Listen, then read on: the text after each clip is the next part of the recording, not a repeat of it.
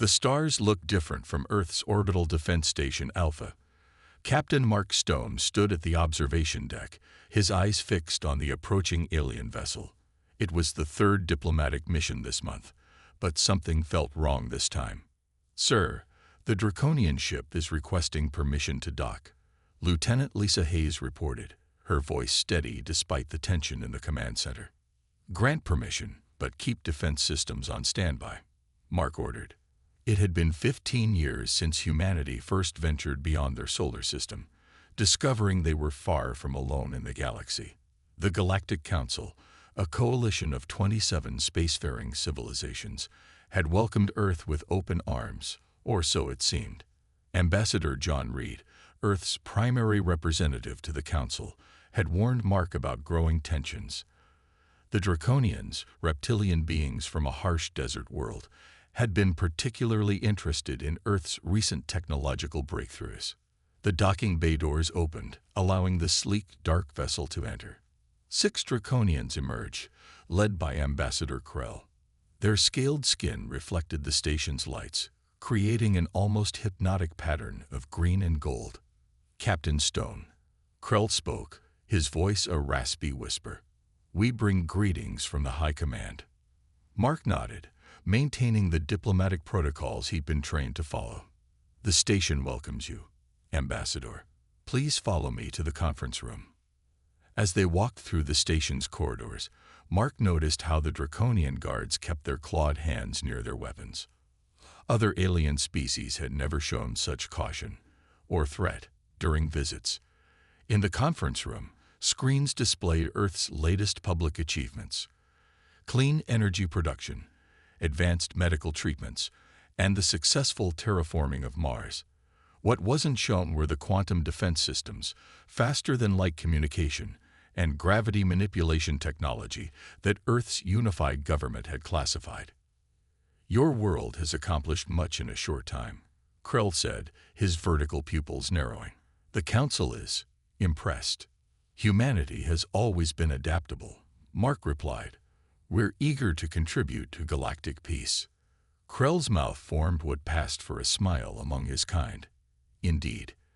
The Council is particularly interested in your quantum energy technology. We believe sharing such advancements would benefit all species." This was the third request this month. Mark exchanged glances with Dr. Helen Park, Earth's leading quantum physicist who had joined the meeting. "As we've explained to the Council," Helen said carefully, "the technology isn't fully stabilized for widespread use. We've had several containment failures in controlled environments. Sharing it now would be dangerous."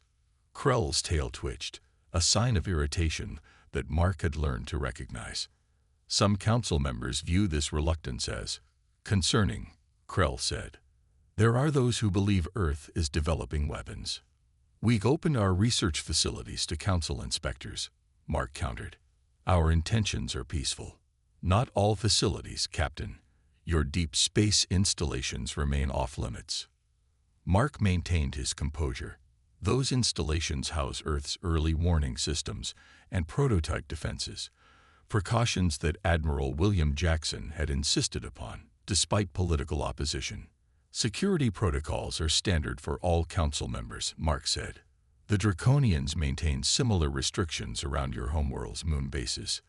The meeting ended with formal pleasantries, but as the Draconian ship departed, Mark contacted Earth Command immediately. "They're pushing harder for the quantum tech," he reported to Admiral Jackson. "I don't trust their intentions." The Admiral's weathered face showed concern on the secure channel. "Neither do our intelligence assets within the Council.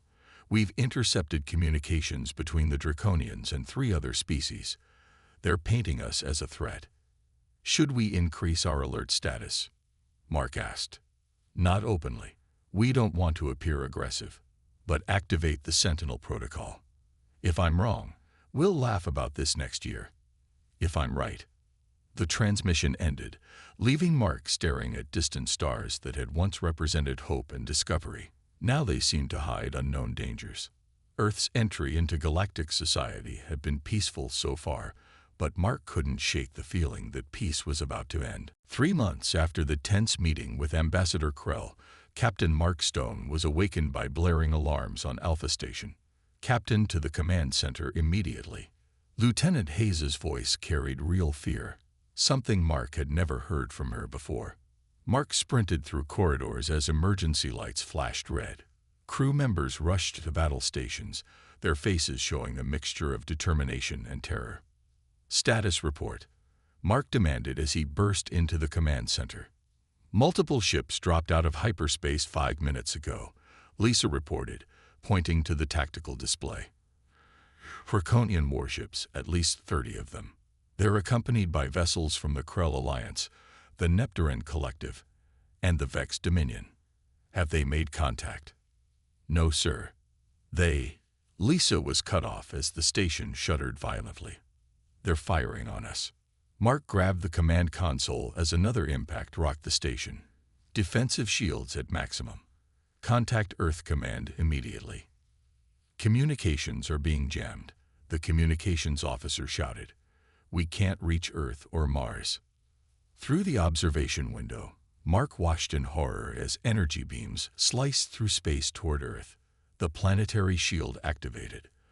A shimmering blue dome that covered major cities and military installations, but some of the attacks penetrated at weak points. "They knew exactly where to hit us," Mark realized aloud. "This was planned for months." Alpha Station's defensive systems returned fire, destroying 2 smaller enemy vessels, but they were hopelessly outnumbered. "Sir, we're detecting massive strikes against Mars Colony and the lunar bases," reported a young officer, his voice shaking. "Civilian areas are being targeted." Mark's stomach turned cold. This wasn't a military operation. It was a terror attack designed to force submission. "Emergency Protocol Omega," Mark ordered. "Evacuate all non-essential personnel. Prepare to." A blinding flash filled the command center as a direct hit breached their shields.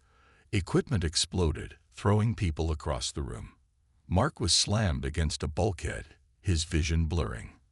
When he regained consciousness minutes later, half the command center was destroyed. Lisa was applying emergency medical treatment to wounded crew members. "Captain, you're alive," she exclaimed, relief briefly breaking through her professional demeanor. "What's our status?"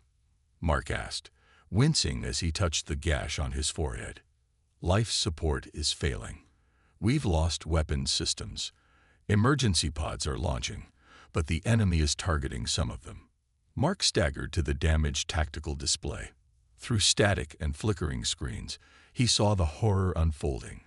New York, Shanghai, and Nairobi had been hit. Mars Colony's main dome was breached. The lunar research base was completely destroyed. "This is genocide," Mark whispered. An emergency channel suddenly broke through the jamming. Admiral Jackson's face appeared, bloodied but resolute. "All surviving Earth forces, this is Admiral Jackson. We are enacting Operation Thunderhead. I repeat, Operation Thunderhead is now active. All defense personnel proceed to emergency fallback positions. This is not a surrender. This is a strategic withdrawal." Mark knew what that meant. Earth's government had prepared for this nightmare scenario. Hidden bases deep beneath oceans and mountains would now activate. The secret fleet that the Council knew nothing about would prepare for humanity's response. "Lisa, get the survivors to the emergency shuttle bay. Use stealth protocols to reach Earth fallback point Delta." "What about you, sir?" Mark looked at the approaching enemy vessels. "I'm staying to ensure the station's database is completely wiped. Can't let them get our defensive codes." "But—" "That's an order, Lieutenant. Earth needs every trained officer now." As Lisa led the survivors away, Mark began the self-destruct sequence. Through the damaged window, he could see Earth, parts of it burning, but still standing. The Galactic Council had made a fatal mistake. They had attacked humans, believing they would surrender when faced with superior numbers. They didn't understand that humans never fought harder than when defending their home. Deep beneath the Rocky Mountains, Admiral William Jackson stood in the heart of Earth's most closely guarded secret. The massive underground cavern known as the Vault stretched for miles, illuminated by the soft blue glow of quantum power cores. Status report of all facilities, Jackson ordered, his voice echoing in the command center. Colonel Robert Miller, head of Earth's secret defense program, brought up a holographic map showing green and red dots scattered across the planet. We've lost 23% of our surface installations, sir. Enemy forces have established orbital control over major cities. Mars colony has gone dark, but we received coded transmissions indicating some survivors have reached the underground shelters. Jackson's weathered face remained stone-like, but his eyes revealed the rage burning within. And our hidden assets. Miller allowed himself a small, grim smile. 100% operational, sir. Project Thunderbolt is ready. The Admiral walked to a large observation window overlooking the cavern. Below, thousands of engineers and military personnel worked around massive ships, vessels unlike anything the Galactic Council had ever seen. They think they know what humans are capable of, Jackson said quietly. They have no idea. When Earth first encountered alien civilizations, the world's leaders had made a crucial decision.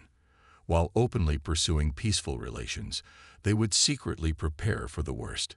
Advanced technology obtained through trade was studied, reverse engineered, and improved upon in facilities hidden from Council inspectors. The pride of Earth's secret fleet was the EDF Vengeance, a warship twice the size of any Draconian vessel. Its hull was made of quantum-locked materials that could absorb energy weapons. Its propulsion system used principles that the Council's scientists had deemed theoretically impossible. The enemy believes they've crippled our defenses, Jackson said, turning to face the room full of Earth's top military minds. They're settling into orbit, preparing for occupation. Their ships are refueling and repairing damage. Perfect. Commander Anatoris, Earth's leading tactical officer, approached with a tablet. Sir, we've identified the Draconian command vessel. Grand Admiral Vorx is personally leading their fleet. Vorx, Jackson repeated the name. The so-called conqueror of 7 systems. Add an 8th to his title before we end him.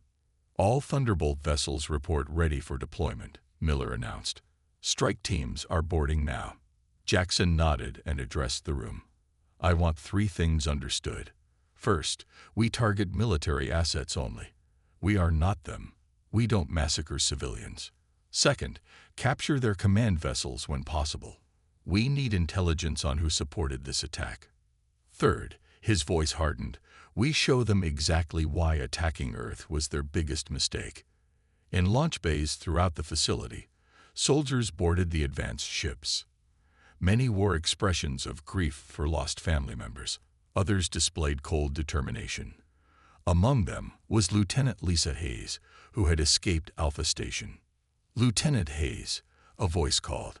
She turned to see Dr. Helen Park approaching. Doctor, I thought you were at the Geneva facility when it was hit. Helen shook her head. I was called here 2 days before the attack. Admiral Jackson had suspicions after the meeting with Krell. She handed Lisa a small device. This is for Captain Stone. We received his emergency beacon an hour ago. He managed to escape in a maintenance pod before Alpha Station was destroyed.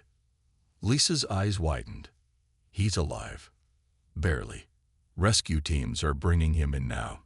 He'll want this when he recovers. Lisa examined the device, a command key for one of the Thunderbolt vessels. Throughout the facility, final preparations were underway. Engineers loaded quantum disruptors, weapons that could disable enemy systems without destroying the ships themselves. Special Forces teams prepared boarding equipment designed to cut through alien hull materials. In the medical wing, doctors treated survivors from the initial attack. Among them was a child who had lost her parents in the bombardment of Chicago. She looked up as Admiral Jackson passed by on his inspection. Are you going to make them pay? She asked simply. Jackson stopped, knelt beside her bed, and spoke with absolute certainty. Yes, and then we're going to make sure this never happens again. Above them, the enemy fleet continued their bombardment, unaware that beneath the surface, humanity's counterattack was about to begin. 7 days after the initial attack, Grand Admiral Vorex stood on the command deck of the Draconian flagship, Eternal Conquest. His scaled face displayed what passed for satisfaction among his kind. "Report on the human resistance," he ordered his second-in-command. "Scattered and disorganized, Grand Admiral," replied Commander Torque. "Their military bases have been neutralized. Their orbital defenses are destroyed. We're meeting small pockets of resistance in the mountain regions and some underwater facilities, but nothing significant." Vorex nodded, his yellow eyes gleaming. "And their government?" "No formal surrender yet, but we've received no communications from their leaders. Our intelligence suggests they're hiding in bunkers. It's only a matter of time." "Excellent. Begin landing occupation forces in their major population centers. I want control established within." A junior officer interrupted, rushing to Vorex's side. "Grand Admiral, sensors are detecting unusual energy readings from Earth's polar regions." Vorex snarled. "Explain." "Unknown, sir. It's like nothing in our database. The readings are similar to quantum fluctuations, but at a scale that should be impossible."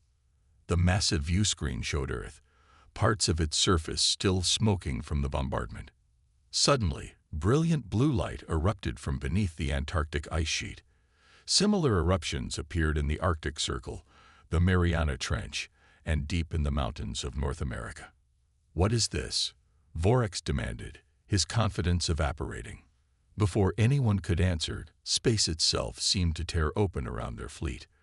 Where there had been empty vacuum seconds before, now hovered dozens of sleek, black ships of human design. They had appeared without using conventional hyperspace entry points, something considered impossible by Council scientists. "All ships, battle stations," Vorex roared. The human vessels moved with impossible speed and precision. The lead ship, larger than the others, and bearing the name Vengeance in bold letters, headed straight for Vorex's flagship. In the Vengeance's command center, Captain Mark Stone sat in the commander's chair. His body was still recovering from injuries sustained during Alpha Station's destruction, but his mind was razor-sharp with purpose. Lieutenant Hayes stood at tactical control beside him. "All ships in position, Captain," she reported. "Quantum disruptors charged and ready." Mark nodded. "Open a channel to all enemy vessels." When the connection was established, Mark spoke with calm authority. "This is Captain Mark Stone of the Earth Defense Force. Your unprovoked attack on Earth and its colonies has resulted in millions of civilian deaths. You will power down your weapons and engines immediately, or we will respond with appropriate force." On the Draconian flagship, Vorex laughed.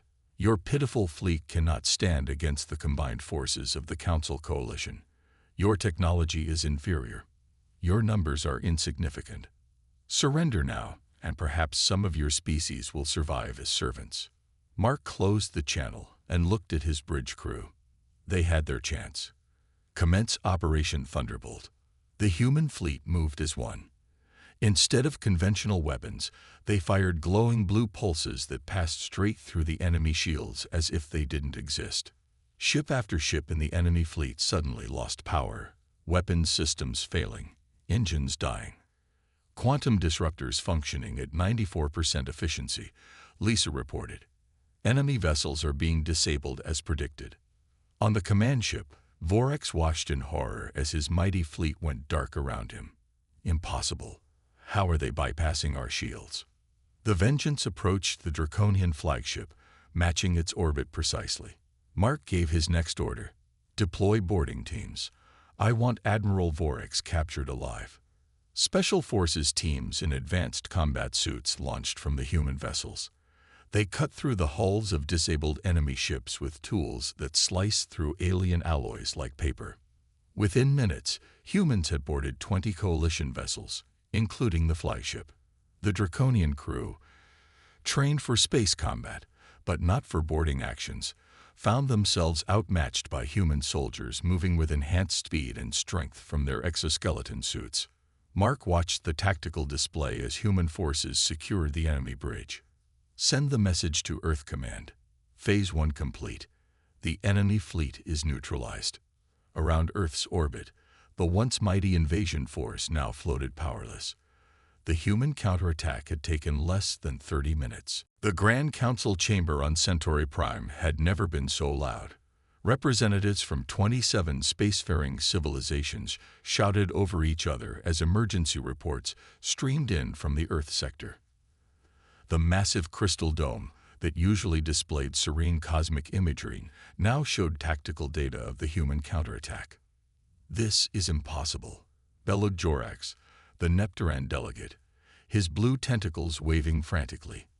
"How could primitive humans defeat our combined fleet?" High Chancellor Mira of the Galactic Council tried to maintain order, her four arms raised for silence. "We must assess the situation rationally. The reports coming in air." "The reports are clear," interrupted Ambassador Talia of the Vex Dominion. "Our forces have been disabled by technology we didn't know existed. The Draconian flagship is captured. Grand Admiral Vorax is being held prisoner." The chamber erupted again until a loud bang silenced everyone. All eyes turned to the entrance where two human figures stood. Ambassador John Reed walked calmly into the chamber, accompanied by a military officer in a black uniform. "Greetings, council members," Reed said, his voice echoing in the suddenly silent room. "I believe we have matters to discuss." "You have no right to be here," Jorax protested. "Earth is not a full council member." "And yet here I stand," Reed replied coolly. "Allow me to introduce Admiral William Jackson, commander of Earth's Defense Forces." Jackson stepped forward. His weathered face showed no emotion, but his eyes scanned each representative slowly, methodically. 3 standard galactic days ago," Jackson began, "a coalition led by the Draconians attacked Earth without provocation or declaration of war. They targeted civilian populations. They killed millions of innocent people. The attack was authorized by this council," Jorax insisted. "Earth was developing illegal weapons technology." Jackson raised an eyebrow. "Was it? I find that interesting, since we have Grand Admiral Vorax in custody, and he's been quite talkative." He nodded to his aide, who activated a holographic projection in the center of the chamber. The scaled face of Grand Admiral Vorax appeared, bloodied but alive. "Tell them what you told us, Admiral," Jackson commanded. "The attack was not sanctioned by the full council," Vorax admitted, his voice raspy. "It was planned by our faction, the Draconians, Nepturans, Vex, and Krell. We wanted Earth's quantum technology. We presented false evidence to certain council members that humans were developing planet-killer weapons." Gasps echoed through the chamber. High Chancellor Mira's face darkened. "You acted without full council approval," she demanded. "Yes," Vorax hissed. "We believed the humans would surrender quickly. We were mistaken." Jackson deactivated the projection. "We have transmitted the full confession to all council members, along with evidence of the coalition's planning dating back 2 Earth years." The representatives from species not involved in the attack began talking amongst themselves, casting accusing glances at the coalition members. "What are your demands?" High Chancellor Mira asked, her voice formal. Reed stepped forward. "First, immediate withdrawal of all coalition forces from Earth space. Second, reparations for the lives lost and damage done. Third, the removal of the attacking species from the Council Security Committee."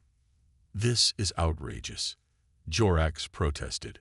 "Perhaps you prefer a demonstration of why your attack failed so spectacularly," Jackson suggested calmly.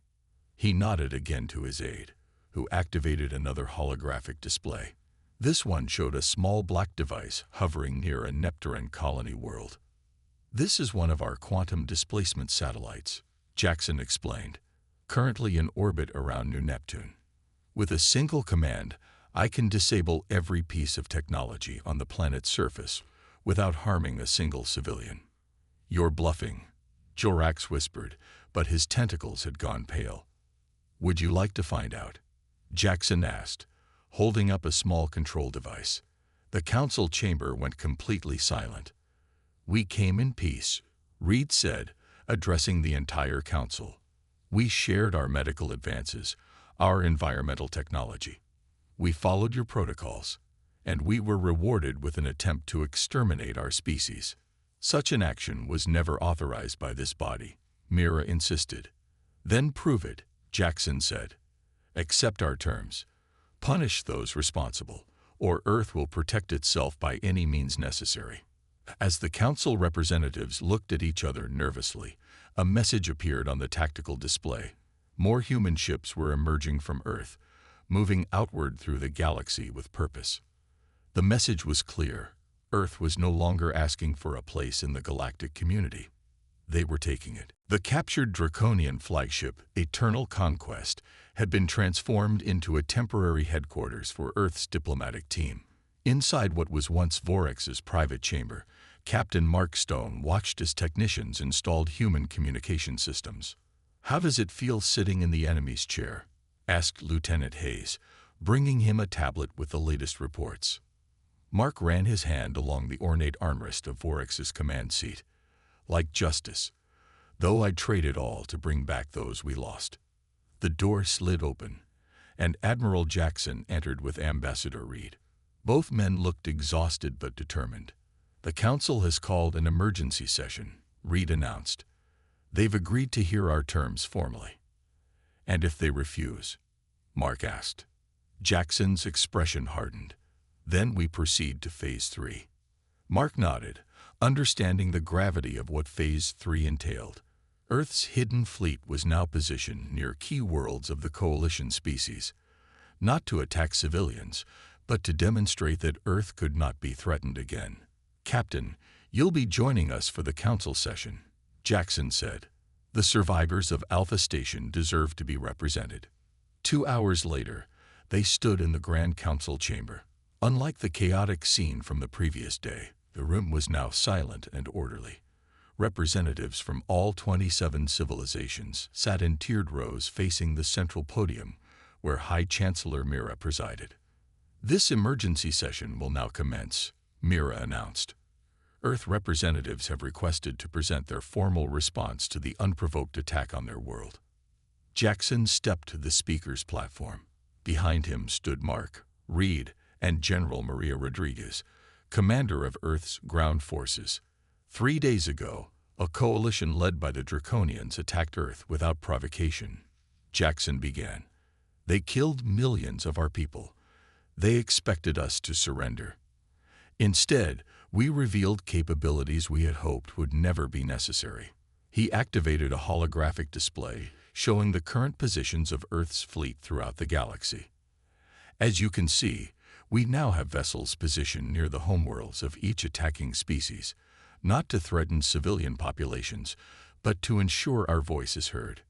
Jorax of the Nepturans rose from his seat. This is an act of war. You threaten our homeworlds. No, Jackson replied calmly. We are preventing further aggression. Our ships carry quantum displacement technology that can disable your military without harming your people. Technology you tried to steal rather than earn through peaceful exchange. High Chancellor Mira raised her hand for silence. Present your terms, Admiral. Jackson nodded to Ambassador Reed, who stepped forward. Our terms are as follows. Reed stated formally. First, immediate withdrawal of all coalition forces from Earth space and recognition of a 50-light-year sovereign zone around our solar system. He paused as the holographic display highlighted this zone. Second, reparations for the lives lost and damage done, to be paid over 50 years in resources and technology assistance for rebuilding. Third, removal of the attacking species from the Council Security Committee for a period of no less than 1 galactic standard century. Fourth, a full public acknowledgement of the illegal nature of the attack and the deception practiced upon this council. Murmurs filled the chamber as representatives consulted with their aides. And finally, Reed continued, his voice gaining strength. Earth demands a permanent seat on the High Council, with veto power equal to the founding members. The chamber erupted in voices. Mira struggled to restore order. "These demands are unprecedented," shouted the Krell representative. "So was the unprovoked attack on our world," Captain Mark countered, stepping forward. "I watched as my station was destroyed, as innocent people were killed. Your coalition didn't come for military targets alone. You bombed cities. You targeted civilians." General Rodriguez added, "We have the tactical data from your own ships showing the targeting priorities. Civilian centers were hit first to create panic. The Council must vote on these terms," Mira declared once order was restored. "There is no vote," Jackson said firmly. "These are not requests. They are requirements for peace." To demonstrate his point, he activated a small device. On the display, one of Earth's ships near the Draconian homeworld released a pulse of blue energy. Instantly, every military installation on the planet's surface went dark. "That was a low-power demonstration," Jackson explained. "No one was harmed, but every weapon system on the planet is now disabled." The Draconian representative sank back in his seat, defeated. "You have 24 hours to accept our terms," Jackson concluded. "After that, we will ensure our safety by any means necessary." As they left the chamber, Mark noticed the expressions on the council members' faces. Not just fear, but respect. Earth had changed the balance of power in the galaxy forever. 1 year after the failed invasion of Earth, the planet's scars were beginning to heal. New cities rose where destruction had once reigned, built with advanced materials provided as reparations by the coalition species. The atmosphere over major population centers shimmered with enhanced defensive shields, no longer hidden, but proudly displayed as a reminder of human resolve.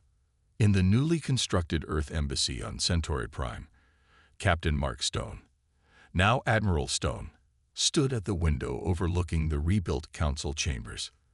The massive structure now featured the Earth flag prominently among the founding members' symbols.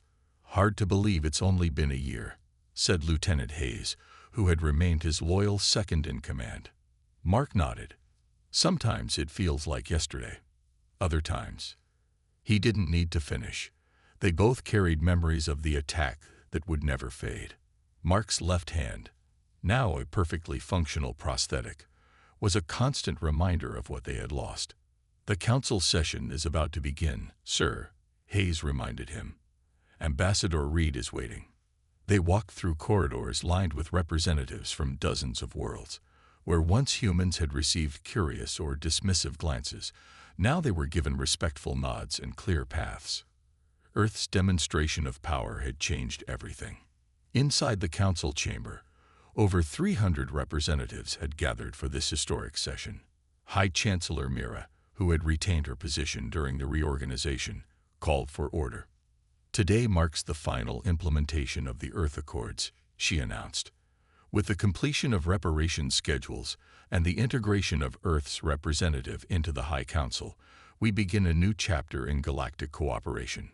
Ambassador Reed took his place at the new High Council table. Beside him sat Admiral Jackson, the architect of Earth's defense, and now the head of the newly formed Galactic Peace Enforcement Division. "Before we proceed," Reed said, standing to address the assembly, "Admiral Stone has a special announcement regarding Earth's quantum technology." Mark walked to the central podium, aware of the tension his presence created among certain species. The Draconians, now reduced in status but still part of the Council, watched him particularly closely. 1 year ago, the Coalition attacked Earth to steal our quantum technology, Mark began. They believed it would give them military superiority. Today, I am authorized to announce that Earth will be sharing aspects of this technology with all peaceful worlds.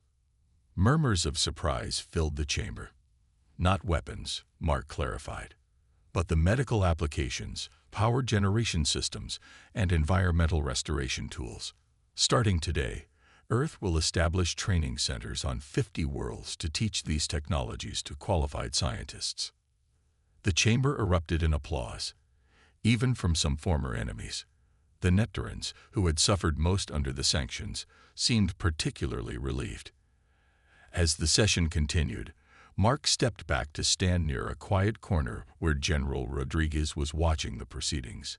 "Think they've learned their lesson?" the general asked quietly. Mark studied the chamber, noting how former adversaries now eagerly discussed cooperation with human representatives. "Some have," he replied. "Others are just biding their time." Rodriguez nodded toward a group of Draconians huddled in conversation. "Our intelligence suggests they're rebuilding their fleet in secret." "Let them try," Mark said calmly. "The quantum monitoring satellites we've placed throughout the galaxy will alert us to any significant military buildup." After the session concluded, Earth's leadership gathered in the private embassy chambers. Admiral Jackson raised a glass in a toast. "To those we lost," he said solemnly. "May we never forget why we fight." They drank in silence, each carrying personal memories of the conflict. "What happens now?" asked Hayes, looking to the older leaders. Ambassador Reed smiled gently. "Now comes the hard part. Winning a war is one thing. Building a lasting peace is another. The Council has approved funding for the Jupiter Defense Academy," Jackson added. "We'll be training officers from all allied worlds, sharing knowledge, creating bonds." Mark looked out at the stars visible through the embassy window. Somewhere out there, the EDF Vengeance patrolled with its sister ships, a constant reminder that Earth would never again be caught unprepared. "We came to the stars hoping for friendship," Mark said quietly. "We found both enemies and allies.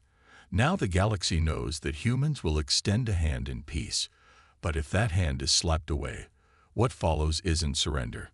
As night fell on Centauri Prime, the Earth embassy glowed with soft blue light, the same quantum energy that had saved humanity and now powered a new era of galactic relations. Earth had earned its place among the stars not just through technology or military might, but through the uniquely human blend of peaceful intention backed by uncompromising resolve.